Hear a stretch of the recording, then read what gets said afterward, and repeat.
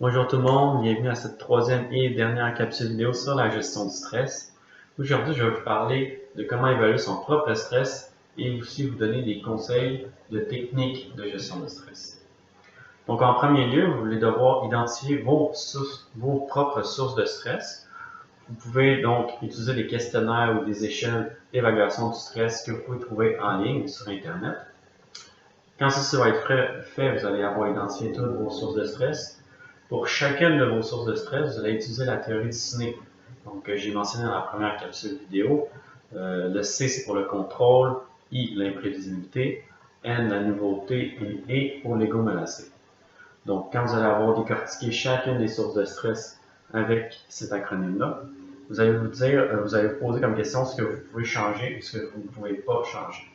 Donc, sur les sources de stress, ceux que vous avez du pouvoir et ceux que vous n'avez pas de pouvoir.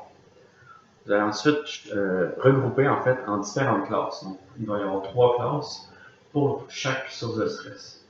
Donc, la première classe, c'est les sources de stress que vous pouvez complètement enlever le stress. La deuxième est ceux que vous pouvez partiellement enlever le stress. Et la troisième, en fait, c'est le stress que vous devez vivre avec parce que vous n'avez aucun pouvoir dessus. Ensuite de ça, prochaine étape, pour la classe que vous pouvez totalement enlever le stress, vous allez adopter justement des stratégies qui vont vous permettre d'enlever complètement ce stress-là. Même principe pour ceux que vous pouvez partiellement enlever, donc vous allez utiliser des stratégies sur ce que vous avez du pouvoir pour éliminer partiellement le stress. Et la troisième classe, donc ceux que vous devez vivre avec, vous allez adopter des techniques de gestion de stress, donc je vais mentionner plus tard, pour justement aider avec votre gestion du stress. Ce qui m'apporte avec les techniques, donc à savoir, vous devez choisir celle qui vous convient le mieux, vous les essayez quand vous avez de basses périodes d'intensité de stress, si vous ne les avez jamais pratiquées. Donc, une des classes, ça va être l'activité physique. Donc, je pense que tout le monde sait un peu c'est quoi l'activité physique. Je vous avais aussi mentionné qu'il existait deux types de stress en fait. Le stress aigu qui est plus dans le moment.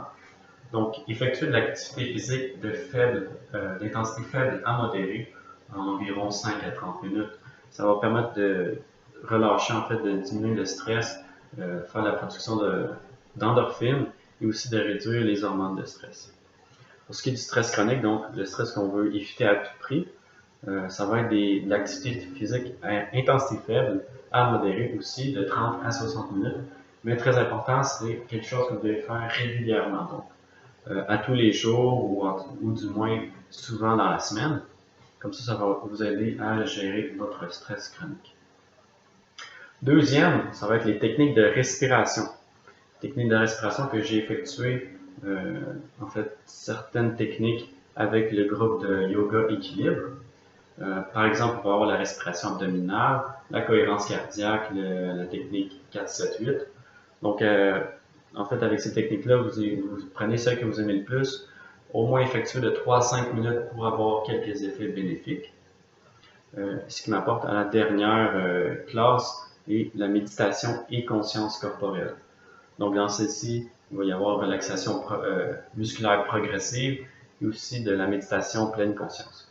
Je suis moins habile avec cette dernière classe-là, donc vous recherchez sur Internet, normalement vous avez toutes les informations que vous voulez sur ce groupe-là.